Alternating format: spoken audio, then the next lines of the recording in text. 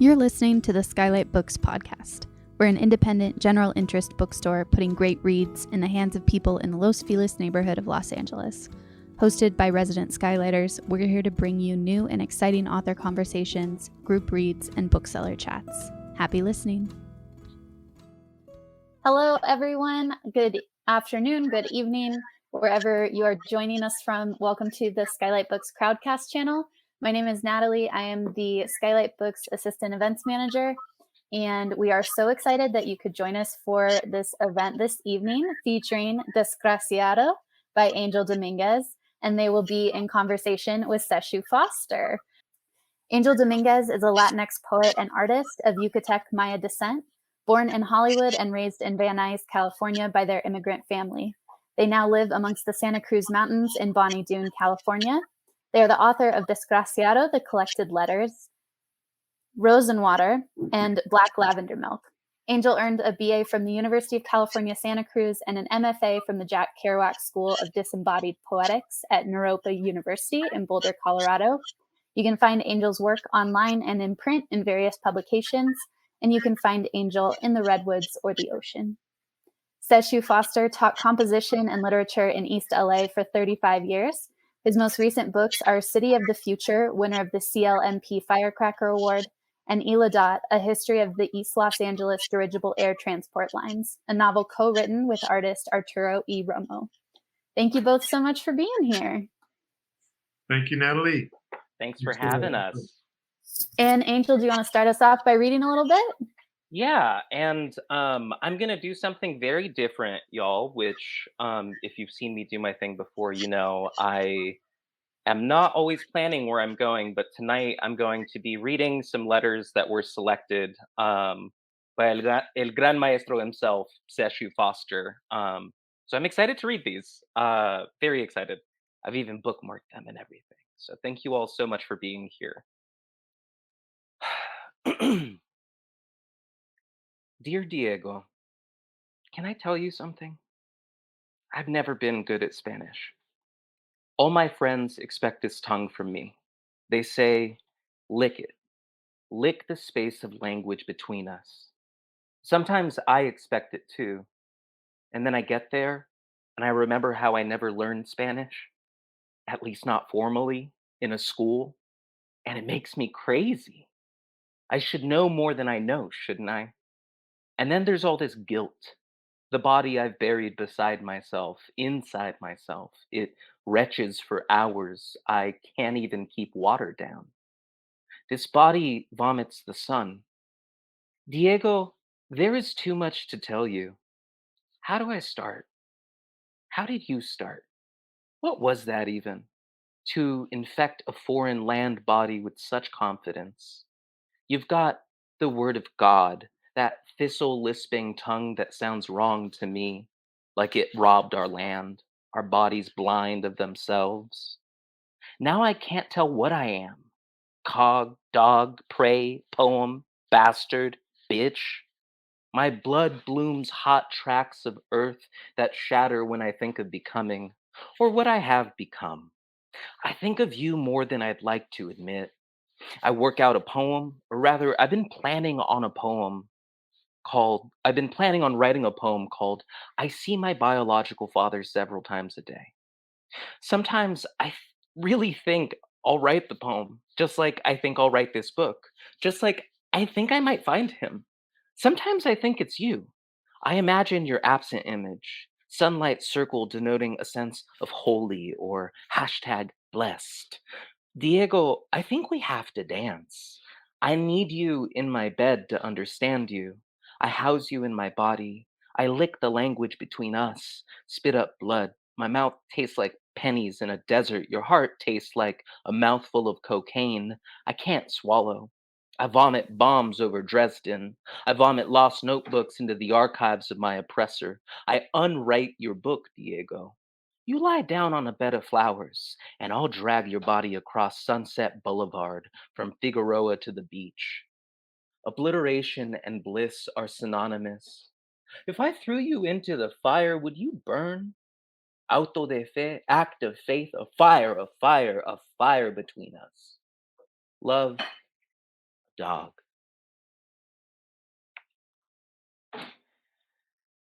Dear Diego, all our undulations become lines. I used to think in wavelength, but solidified in favor of semantic articulations, in appreciation of the warm and buoyant void. I misplaced you somewhere inside of my system. I can taste your sweat when I cough into the skin of my elbow. I can taste your tongue lingering on my every word in Spanish. I hoist you up into my spinal column until you've infected all of me.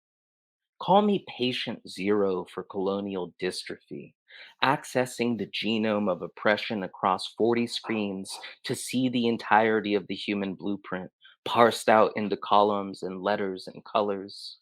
We look like angles trapped in a white grid when we look at ourselves in this way. There is so much space between you and I, Diego. Despite the distance, you and I are alleles of one another. I X out your Y, always softening the inherited violence of machismo with a queer heart. Always yours, A. Dear Diego, did I ever tell you that I too live betwixt two streams when it rains? I smile at the small similarities in a bashful shame of having written you all these love letters for all these years. What are we to one another? Would you care if you knew I was writing to you all these years later? 455 years is a long time, Diego. Long enough to see the oppressor's empire fall and rebuild and fall and become other empires that fall. Long enough to see every one of those so called explorers dead. What am I become to myself? Who am I all these years later? Tato's mother calls it colonial sickness, the latent radiation poisoning of colonization. I call it colonial atrophy. I can almost feel the atoms falling off of me, 5,000 at a time. Cells regenerating every 7 years while their atoms phase in and out of existence. Between realities is where I write to keep you. Live from the mystery itself, writing love letters to keep myself alive. And those are the letters we've got. And now I think we're in conversation. Okay. Um, do we, if this was a live reading, would you have introduced Diego de Landa before you began? Yeah, that's a good point. I guess I probably should have invited Diego into the space, right? And so I'll say it now. Diego de Landa was a Spanish friar who, on July 12th, 1562, gathered all of the religious idols and texts that he could find to burn on a platform that was built over a sacred site in Mani Yucatan. This was his attempt to eradicate the Yucatec Maya language. He failed, of course, right? Oral traditions, the language survived, outlived the crown of Spain, frankly. And Diego was put on trial by Bishop Toral because he was just a friar, right? He was just a friar using Spanish inquisitional torture tactics. And Bishop Toral was like, hey, buddy, I don't think you filed the right paperwork for this. So off Diego went back to Spain, stands trial. The Crown of Spain is like, hey, you committed these atrocities against the indigenous, but you didn't get our permission. So that's what we're mostly angry about. That's why you're here. And over the course of this trial, which he won, Bishop Toral died. And so De Landa was sent back to the Yucatan Peninsula with a shiny new promotion and became Bishop of the Yucatan. And then, it's described in many places that he felt a great sorrow. Ugh, he felt such sorrow for what he had done, so much so that he wrote out this document, which was actually lost to history. It's called Relación de Cosas Pasado en el Yucatán.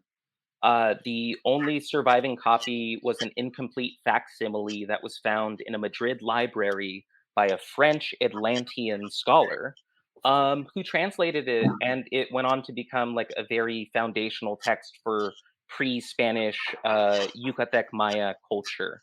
Or as anthropologists love to refer to the Yucatec Maya, the lowland classical Maya. Um, but yeah, that's Diego, and so I wrote him a bunch of love letters for 7 years. Um, Um, okay, maybe this is a good place to mention that. So this is obviously it's a book of letters, a book of collected letters, an epistolary book. Um, and one of the things that impressed me as I waded into the book was how that form and format becomes a figure, a poetic figure in itself, where you keep addressing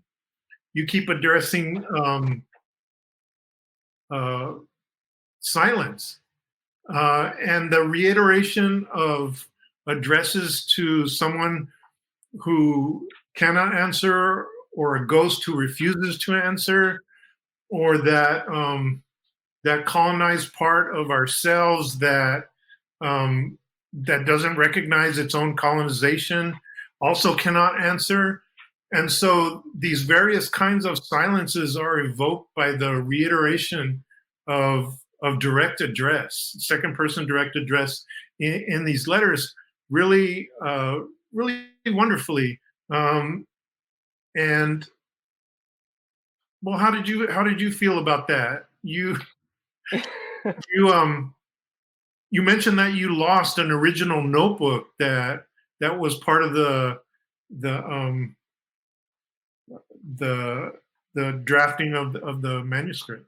Yes, yes, I absolutely did, and I also love what you're saying about addressing silence, and addressing absence, right? And in so many ways, these letters were addressing an absence of a voice in history, right? History is written by the conquerors, the colonizers, and that's why I went to the Cortez Middle School off Sepulveda Boulevard, right? Like that's why I grew up watching these National Geographic documentaries that told me the Maya people had disappeared. And then I would go home to my grandparents and I'd be like, "Hey, they said we don't exist. I'm so confused." And they're like, "Oh, don't. It's just colonizers." And also writing to someone who refuses to answer. Right? Spain has refused to apologize for the genocidal atrocities that they committed against the Americas. Right? I mean, it's a literal refusal. It continues to this day. And you're absolutely right about losing that notebook. I think I write about it in one of these letters here. I gave myself a somatic ritual, after C.A. Conrad, of walking through the desert of my youth, which really just meant walking from the house I grew up in to the North Hollywood Red Line station, um, with my notebook and capturing what language arose, what emerged. Always listening, right? Just always listening for it, whether it be a passerby, someone on a bike, a snippet of a song. What was it that was going to speak to me as I walked these 7 miles of Van Nuys? And I made it to the North Hollywood, Red Line Station portal, that multicolored thing, and I sat down and I started writing.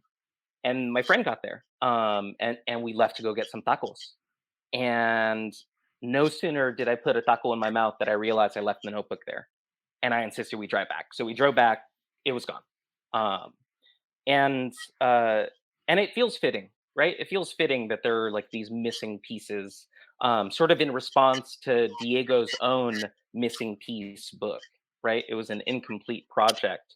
And I actually, this is just our little secret for Skylight. I found a bunch of letters after the book had gone to print.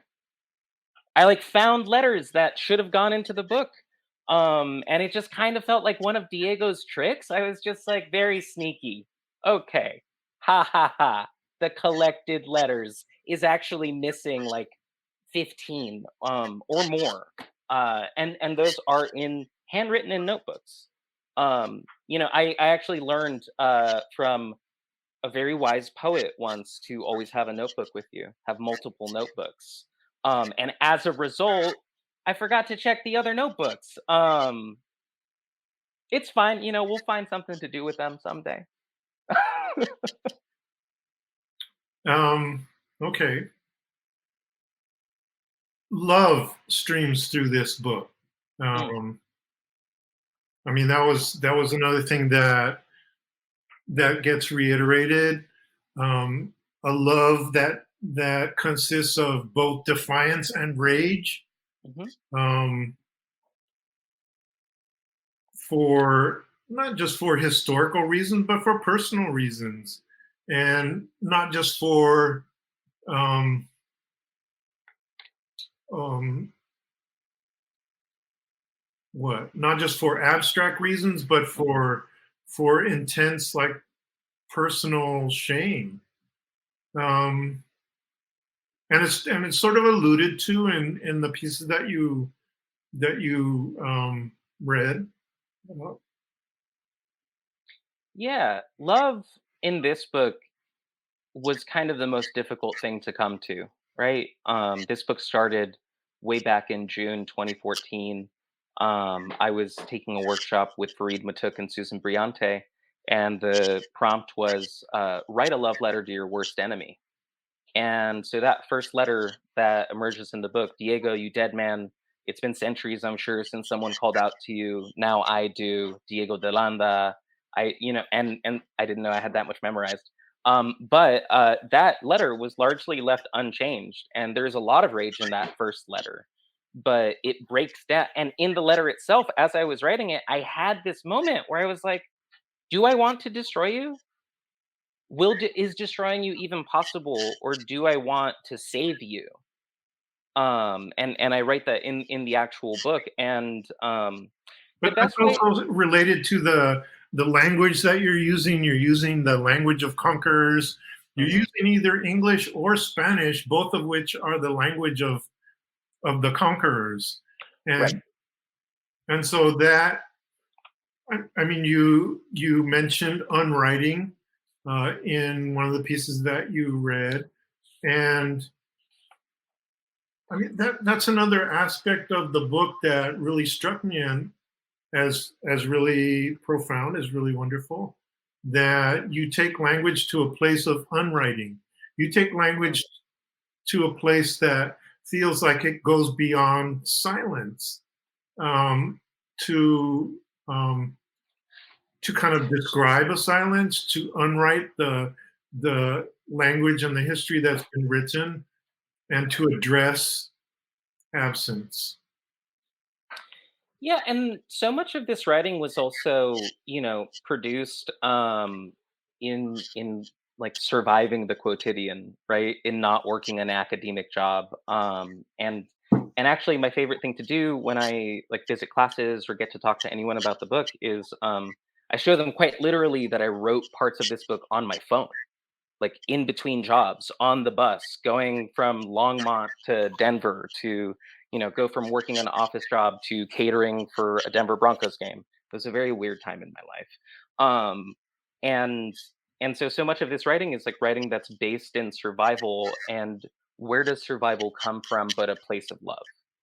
And in working through this for so long, there was this realization of like thinking back to when I was a child, and I would get so mad that I would start to cry. And I kept trying to figure that out. I kept trying to figure out what led to me crying from being so angry. And it was ultimately a matter of love, of wanting to be understood or wanting to understand, right? To understand the person or the event or the thing that had upset me so much. Um, and so in writing to Diego for 7 years, like, I mean, I'll be honest with you, at one point, I thought I had completely, like, fucked my brain up. I was like, "Oh, man, I don't know how to write a poem anymore. How the hell do you break a line?" Like, I'm over here in sentence, like, I'm just typing away, or, like, scribbling these sentences down. Um, and so that, in a lot of ways, that's why I say this is writing of survival, right? Like, this When was writing to live.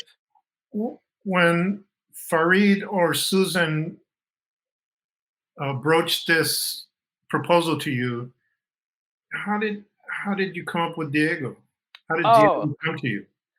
it was immediate. It was immediate. It Did it was somewhere near you? it so I'm pretty sure it was Fareed who said it. But as soon as that prompt came, a love letter to your worst enemy, I could not think of a worse enemy. There was no one that I wanted revenge from more than that individual. Especially because Diego looms so large in Yucatec Maya history, and the history of the peninsula itself. And like my family from the Yucatan, are aware of Diego. Like um, it couldn't have been anyone else. There was no one else that I could have written to in this way. And it turned out from writing to Diego, I also started to learn all these weird things, all these similarities, right? He lives betwixt two streams. I live betwixt two streams. We both left home at 17. He's a Scorpio. I'm a Scorpio. He's asthmatic. I'm asthmatic. It was so weird to me because then I was just like, do I know you somehow? Right? And I say it in that poem of like I'm working on writing this poem called I See My Biological Father Several Times a Day. And sometimes I think he'll look like you, Diego. Right? And that's also an acknowledgement of this inextricability of the colonized body, right? Colonization exists in me. This mark of the Spanish is literally on my face. And yet it's silent, right? I'm not white passing. And so I don't benefit from colonization. It was interesting to work it out. Yeah. Maybe we can talk about that a little bit, because uh, I met you at UC Santa Cruz, and I remember it's something that you said to me where you were talking about. Well, maybe that was at the reading that you and I both gave at UC Santa Cruz, and you were talking about how your parents or your family or people in your family were confused or dismayed by the fact that you were putting all this work and time into higher education, and you were pulling down these higher degrees, and yet you weren't you weren't driving in a new Lexus or whatever, and um, and that seems like a real immigrant child dilemma, like the dilemma of the colonized child, that it um Yeah. Do I become my family's retirement plan? Do I make good on my promises as a fifth grader graduating, saying that I will be a computer analyst or a computer engineer? I said one of those things on my fifth grade graduation because my goal was I was going to buy my family houses in Los Angeles, no less, right? Like I was going to buy everyone a house. That was the thing. And then in working through writing and realizing that writing was this driving motivation to this body of flesh and spirit. It was hard to explain that. It was that like I remember when I got into my MFA program, and I was so excited, and I told my family, and they're like, I thought you just finished college. What do you mean you're going to college again? Didn't you just get a degree? yeah, Oh, you're gonna get a degree, so yeah. you're gonna be like a rich professor. It's like, oh no, see, creative writing isn't really that. It's been a struggle to get to a place where it's like, how do I maintain a quality of life in which I'm not paycheck to paycheck or playing with overdraft math, and still maintain this calling, right, this need. It's not that I want to write, it's like I have to write, right, like. That struggle is mentioned and referred to in the book, in numerous letters in the book. You refer to unpaid bills and the demands of working full time, um, and just thinking in that colonized way of having to make ends meet all the time, or get another degree so you can make more money and have a more stable life, and continually kind of gentrifying yourself in order to fit in. Yeah. Yeah. And Yeah. what's And your advice to those immigrant kids who are right now going through all those things? And well, I guess like there's this psychic toll that it takes on you. yeah, I mean, I'll be honest with you. I am alive entirely out of spite. I I thrive off of revenge. I am a stubborn person. Like I refuse. And that's my honest to God answer is the way that I've been able to work on these things, write these books. Um, is I simply refuse to I don't want anything to be taken from me. And I've like worked hard to be able to work with words and think about language and like write these things down and no one's going to take that away from me. So if it's a full-time job, or multiple jobs, I will find a way to write. And I think that's really what it is when you're an artist or you're a writer. It's like, and I say this to any immigrant kids or anyone who's like feeling that call, pick up the phone.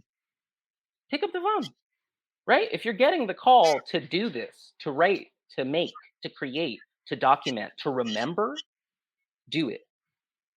Do it. Do it by any means possible. And give yourself permission to write. Write in your phone, write on a post it note, a receipt, whatever you have near you. Don't put limitations on it. You don't need to be in a cabin in the woods. I, I say this as I am, coming to you live from a cabin in the woods, essentially. But So there are a couple moving allusions to both of your grandfathers in this book, and I know in your previous book um, there was there are moving tributes to your grandmother. yes, Um, so how does that how do they play a role in your work? Because mhm. in a way you're breaching that gap between them. Yeah, my first book, Black Lavender Milk, which was published back in 2015 by Timeless Infinite Light, it was dedicated to my grandfather, Shishan, better known as Jose Asuncion Dominguez. And he's buried in the oh wow, I know how to get there. It's off of the 5. I'm forgetting it now. Forest Lawn. Um, and Sheesh was one of the most important people to me, and he was someone who maintained a weaving of light that was our family. And he was this peacekeeper. He was this figure that loomed large in my life. And he always encouraged me to pursue writing, to keep at it, to do the thing. Many years ago, I wanted to be an actor, right? And one of the last things he said to me before he passed was like, I like that you do theater. Keep doing it. Um, and so Black Lavender Milk was a book that was about atonement. Like I was working that grief out for over a decade. And I'm still working through it in some days, right? Grief is a finicky ocean. It's so hard. And my second book, which came out last year through the operating system, shout out the operating system, shout out Eli Moss, a really incredible and compassionate editor for that project. That was a book that is dedicated to my grandmother, and it's a book that's largely dedicated to my entire family. And that book was one of the hardest things I've ever had to write, right? Like that book changed so much. And that book actually opens with a poem from my grandmother. There's a handwritten poem that's there. And then it's typed out afterwards. And that book, That too is so wonderful. yeah, and so my grandmother is still with us. Mama is still with us. She's here. I think she's staying in Northridge right now. But as we're experiencing gentrification firsthand, which I've got to tell you, coming from Van Nuys, I was just like, "You guys want to gentrify Saticoy? Like, what is wrong with you people? Like, just leave us be, man." And I knew it was all going downhill once the Chupa Precios, which was this Mexican market that had been there longer than I've been alive, once that shut down, I was like, oh, it's over. It's done. We gotta figure this out, everybody. Um, but in talking with my grandmother, that book came out in that way. It was supposed to be a whole other book. It was going to be this travel log about returning to the Yucatan Peninsula, which in my first book I talk about, right? The flight that never happened. I never got to go back with my grandfather. And I actually wound up getting to go back because I was working a unionized job. Pro-union, everyone unionize, get a union. Let's all do a general strike at some point in time. Anyway, sorry. But that book was going to be this whole other thing. And it changed in these conversations with my grandmother. It changed because gentrification was changing my life. It was taking the family house away, right? And I had to remember it. I couldn't lose it. I couldn't forget it.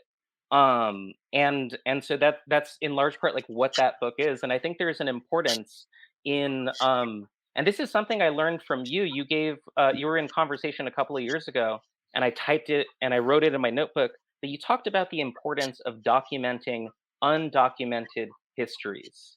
And that is why in Rose Sun Water there is a section that's called, and it's the first section, right? It's called A Cenote Blossoms in Van Nuys, California. Because like in so many ways, it's like linguistically Van Nuys gets gentrified by LA all the time. You meet someone from the valley out in the world, they're like, oh, I'm from LA. And you go, what part? They're like, San Fernando Valley. And they say it in this way where I'm just like, no, no, no, no, no. We're taking that back. It's the Great 1-8. It is that is our home, like I came from that. Tacos Mexico, 50-cent Taco Tuesdays, 75-cent Taco Thursdays, Slurpees at the 7-Eleven, Yoo-Hoo's from the liquor store. Like that's my life. You can't take that from me. Sorry I get so passionate about Van Nuys. And so those two Take it back. Yeah. Yes, take back Van Nuys someday.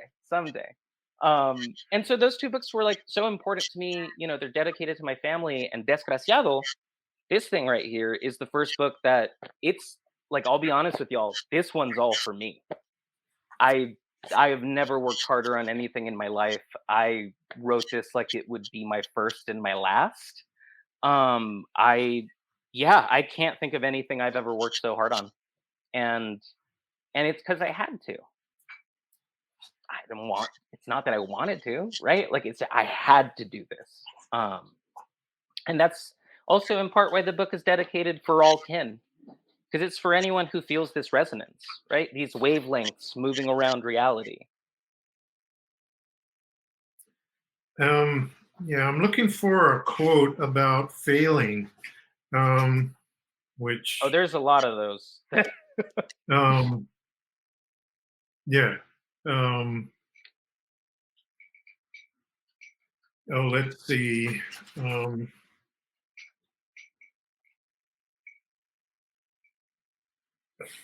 So, for example, on what is it?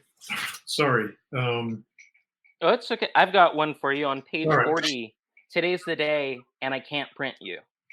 That literally happened to me. It was a reading. I needed to print out pages of Desgraciado. I couldn't. I failed to print it out. Later I failed to say goodbye to my grandfather Jose, who was off to Guadalajara. He passed away a few years ago. There is a lot of failure. I mean, what's wrong with failure? Right? Beckett, what's Beckett say? Fail better, fail more. It's because failure is really just opportunity by another name. It's potential. It's the unexpected. It's the surprise, right? I think for me, it also resonates with your taking language to a kind of limit. That you take it to a limit, and then beyond that, it fails. And so, for example, on page 32, not only are you talking about language and taking it to an edge of silence, but it's mostly bills I can't pay. It's just a sad paper cut I keep reopening with blades of grass and wind. And so in the body, you're connecting both language and the ghosts of history, as well as the day-to-day struggle. And so my question is, how do you sit with failure then? The failure of losing an entire notebook of work, the failure of not saying goodbye to your grandfather, who maybe expected you to come visit him later, and then you were unable, things like that. You know that. So I'll share a story with you. When my grandfather passed away, I got a call from my estranged stepfather. And I hadn't heard from him in years. And anyway, he let me know that my grandfather was on his way out, and if I could make it to Lancaster, I should come now. So I hopped in the car and I booked it. I got to about King City, and I got the call. He's gone, and the coroner will be here in 2.5 hours, and that's the longest they can wait. And it just was not possible for me to go there. And I sat in my car drinking a pumpkin spice latte, um, and had this moment where I was like, I should cancel class this day. Because at the time I was working full time and I was also adjuncting at CSU Monterey Bay. And I was like, I should cancel class. How am I going to go to class? How am I going to go teach today? And we were teaching Tongo Eisen Martin's Heaven is All Goodbyes. And I was like, I don't know that I can do this. And I had this moment, and I don't know why I do this to myself. No one has ever made me do this to myself, but I do this to myself. Where I was like, you know what? I'm going to put my money where my mouth is. And I believe poetry is healing, and I believe teaching is healing, and I believe that pedagogy is life giving, and all of these things. I'm going to see if that's true. And so I drove home. Or no. I drove to the campus, and I taught class. And it was one of the best classes that I've ever been a part of, like, let alone taught. And that is my response to that. Like, what do you do with failure, right? What do you do with the lack? You write into it. You write towards it. And if you can't write, if you have no energy to write, you read something. Or you find something that resonates, right? Like a single line of poetry could save your life. And I wholeheartedly believe that. And every time I start to question it, I put it into practice immediately. I'm like, does this thing still work? Just like tapping on the notebook, like, is this still on? And I think that's the only way that we can work with and through. I think failure by another name might be like soft grief, right? Right? Because it's like we've got these hopes and it doesn't pan out necessarily. And then we're left with kind of like the basis for survival, right? It's like, well, we're here. I used to mutter to myself, like, and now we're here whenever I'd go through something intense because I'd be like, I have nothing left to do. Or if I had to wake up for a 3 a.m. catering shift, I would just wake up and be like, here we go. I don't have a say. I'm in motion. Got to do it.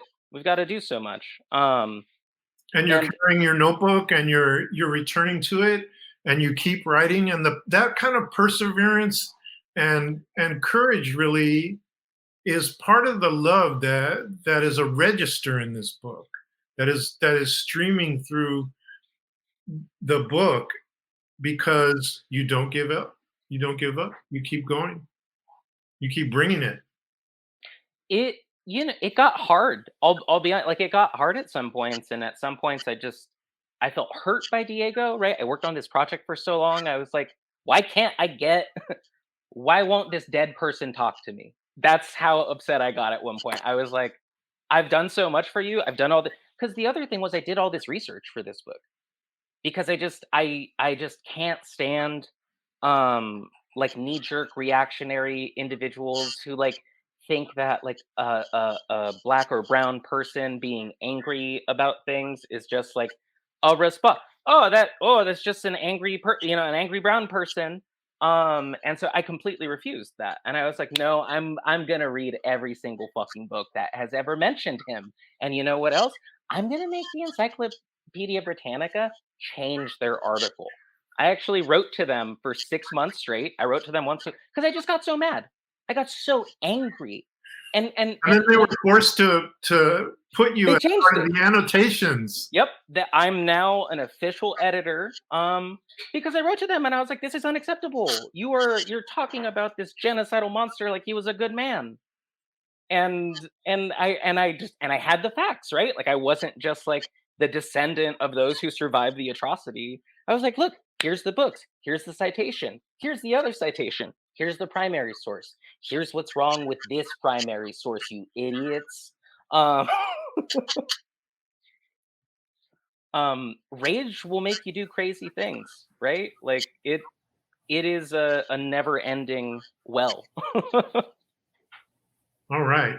So Nat's popped in, and we do. I've popped in.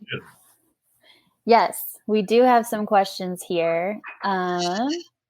So we can go ahead and start with a question from Ivy. Angel, at what age were you when you knew that you needed to write, when you answered that call? Was it a specific moment or did it start to slowly trickle in? I was in elementary school and I had a friend named Darren who invited me to co-write a story about two frog characters that we developed. I've never said this out loud to anyone, by the way.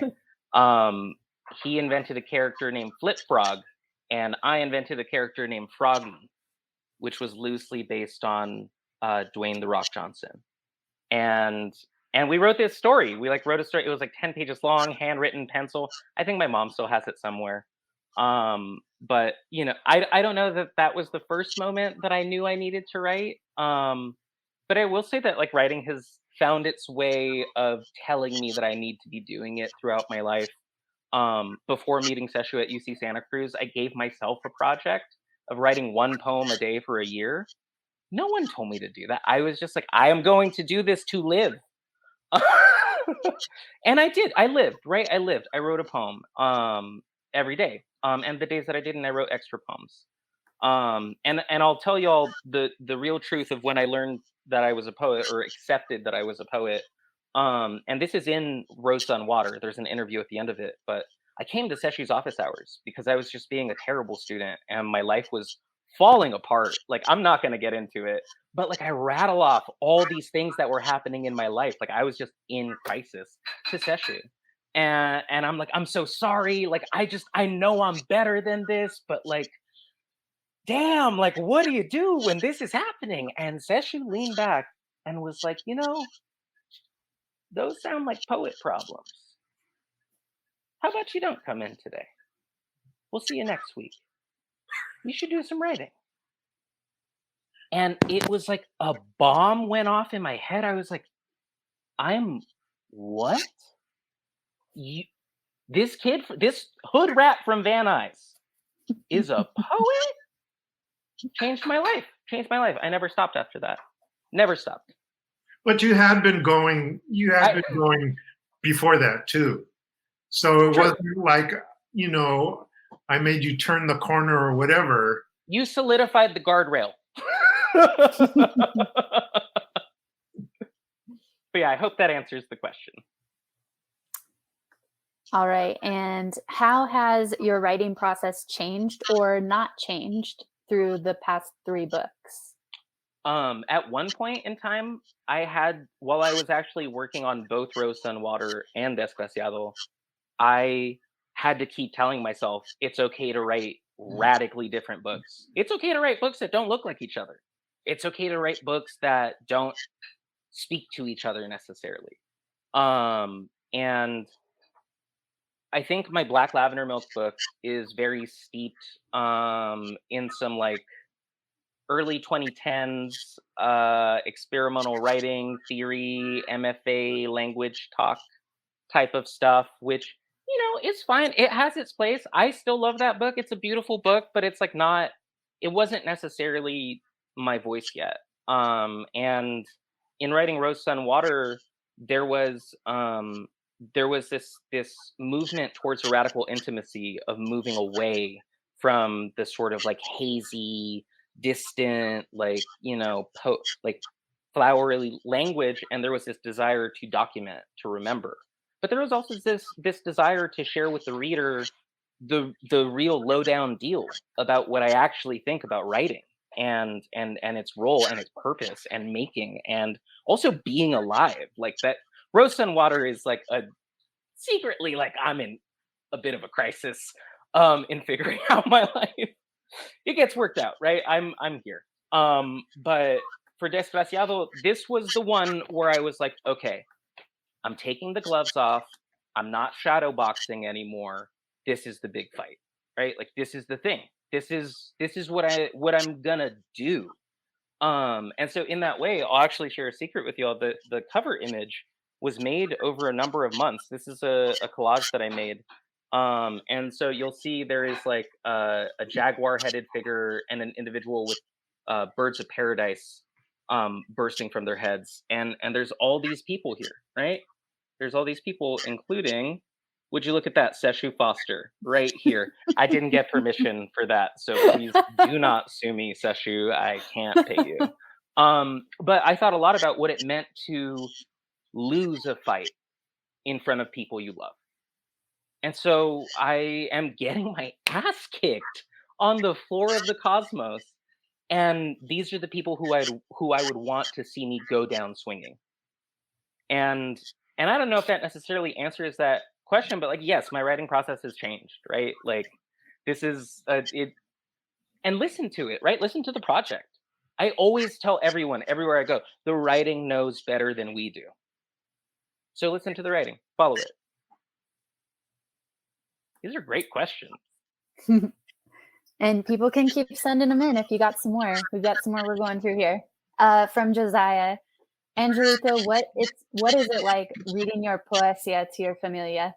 Are there any plans to do a Desgraciado tour of the Yucatan? Ooh, shit, I should, huh? I've been very blessed to have my family be present at all of my in-person Los Angeles events. So there was this Cal Arts reading that I did at downtown LA a few years ago, and my grandmother got to see it. And I just always go a little extra hard when my family is like in the audience because I'm just like, look, I can't buy y'all a house, but I'm gonna make you feel some things. Okay. Like I've got feelings. Um, and I will say there was initially a plan to do a somatic exercise in Mani Yucatan on the platform on my last day when I visited the Yucatan back in 2017. But that morning, it was my last morning in Merida. And I woke up and I thought, you know what's more important than going to read angry poetry on the platform where Diego burned, attempted to destroy the Mayatan language? Going to see the house that my grandfather built in Merida and going to see his last living sister, Betty, my tia Betty. And so I did that instead. I almost missed my flight. I talked to Betty for so long. We had Pepsi in the morning because it's so hot in the Yucatan. No one really drinks coffee. But we drank cups of Pepsi and we talked for hours. Yeah, I hope to someday go back. Maybe read poetry. Maybe just talk. And from Raul, Angel, can you talk a little bit about those rad, buzzy poems that look like echoes exploding? Where did they come from? Are they heaven? Yes, the portals. The portals. Yeah. Are they heaven? Do you hear that echo? Diego, I dreamt of a glass entryway. Diego, I was trying. I kept cutting myself every time I tried to pass through. Diego, do you hear that echo? Do you hear that echo? The way we Yeah, what's going on here, right? And for anyone wondering, yes, the word sky is intentionally cut off. This is all on purpose, right? So in working with my editor Andrea Abby Karam, who's an incredible poet, fellow Nightboat author, we were talking a lot about what it meant to see the shape of the book and what it meant for pacing and wavelength and what is the shape of the energy of the book, which made me I went nuts. There's photo documentation of this, but like a pickaxe went through the manuscript at one point, like literal pickaxe outside, and it occurred to me that there is this thing happening in the letters, right? So me and Diego are kind of messing with the rules of time space and time travel, right? What is a cross temporal dialogue if not a type of time travel? And so in working through all of these intense feelings and thoughts and things, it felt like the letters themselves started to have this like shaky nature to them, right? Like Schrodinger's cat, like this kind of quantum nature, right? Where it's many places at once, it's doing many things at once. Um, and and so those two pages in particular, the portals, as I call them, are meant to be portals, right? The letter before says, "Who do we experience when we are by ourselves? Will I ever figure it out?" And the portals are composed of I am, I will, I am, I will, I, you. There are yous buried in there as well. And there are these pyramidal structures as well, right? And so is it heaven? I love that. I love that so much, Raul. I'm gonna say yes. Or It are is they heaven. cenotes? Cenotes. Yeah, actually, Sesshu, you're absolutely right. They're cenotes, which are portals, right? The freshwater sinkholes of the Yucatan Peninsula are portals to Xibalba, right? Afterlife, where time moves differently. Raul, you're right. Sesshu is always right. Um, but yeah, those were my favorite poems to do, and definitely some of the hardest to work on from like a design standpoint. So that was like a Zoom marathon with me and Kit Schluter, who designed the book. I'm very grateful for Kit and his kinship. Kit really helped to see the book, right? And I was very grateful for that because it was also like a months and months long process of me just having an absolute panic attack all the time, and then sending him like 40 different versions of the collage you see today. At a certain point, Kit was like, "Maybe we stop working on the collage," and he was right. I had to let it go. Um, Well, thank you both for such a beautiful, generous conversation. It was such a joy to listen to. And for all of our viewers and everyone who joined us in this virtual portal, thank you so much for joining us. Again, our guests this evening were Angel Dominguez and Sesshu Foster, and we were celebrating the lovely collection Desgraciado. Thank you both so Thanks much. for your work. Thanks, everyone. Thank you for listening to the Skylight Books podcast series. Please don't forget to visit our website at skylightbooks.com and make sure to follow us on Twitter and Instagram. Also, don't forget to subscribe to this podcast for more author talks and bookseller conversations. You can find us on Podbean, iTunes, and Spotify. Stay safe and healthy, and we hope to see you back in our store soon.